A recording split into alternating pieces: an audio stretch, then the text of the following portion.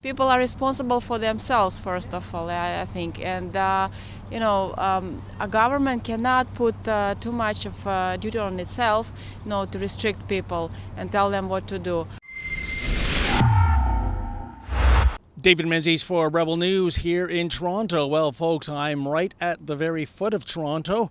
Yes, this is Lake Ontario, and behind me you see the City of Toronto ferry boats. Now, on a normal May Day, they'd be going back and forth to the Toronto Islands, which are just to the south of me.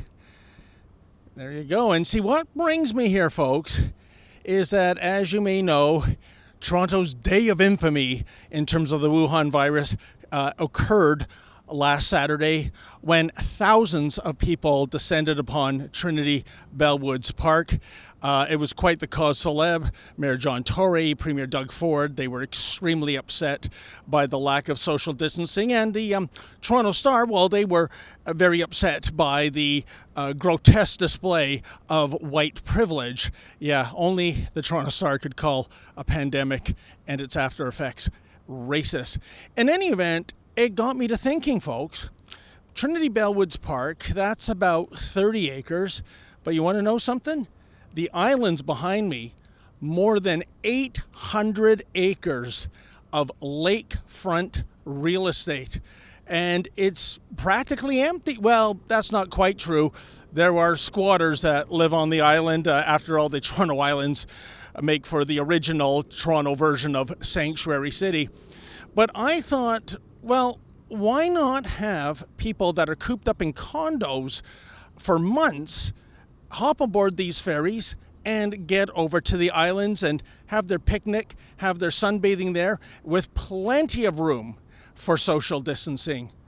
And wouldn't you know it, there's a federal law regarding the ferries that they can only be occupied to a certain capacity so that social distancing can occur. So, okay, fair enough. I reached out to the City of Toronto's Brad Ross, and he told me that was indeed the case. So why not do it? Why not run the ferries at half capacity? Now, there's going to be lineup issues, of course, but have people line up like they do at the Walmart and Costco checkouts, 2 meters apart. But that is the City of Toronto solution, isn't it, folks? If it can't be done full throttle, let's not take half measures. Let's just shut the whole thing down. The fair, they should have, just keep going. And, people are responsible for themselves, first of all, I think. And, a government cannot put too much of duty on itself, to restrict people and tell them what to do.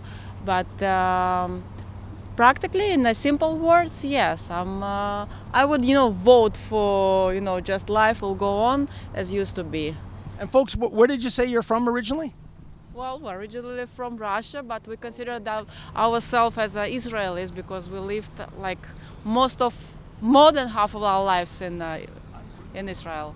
And I love Israel. I've been there 3 times. Would the government there dare close down the beaches and islands in Israel? Not anymore. Now it's open. Now it's open.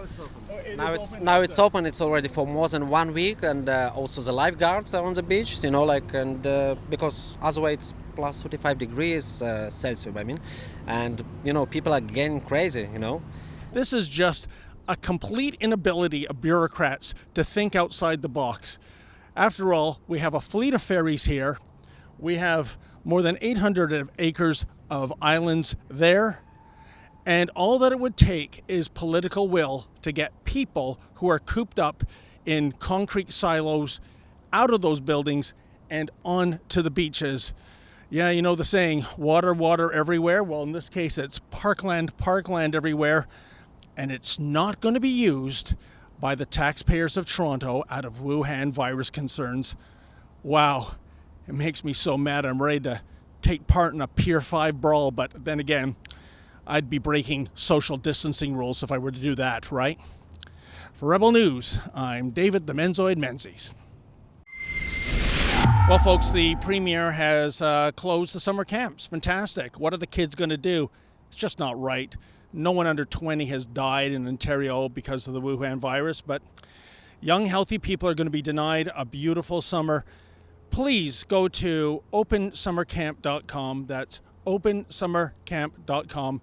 Sign the petition. I'm aiming for 25,000 signatures, and when I get it, I'll deliver it to the Premier himself. Thank you.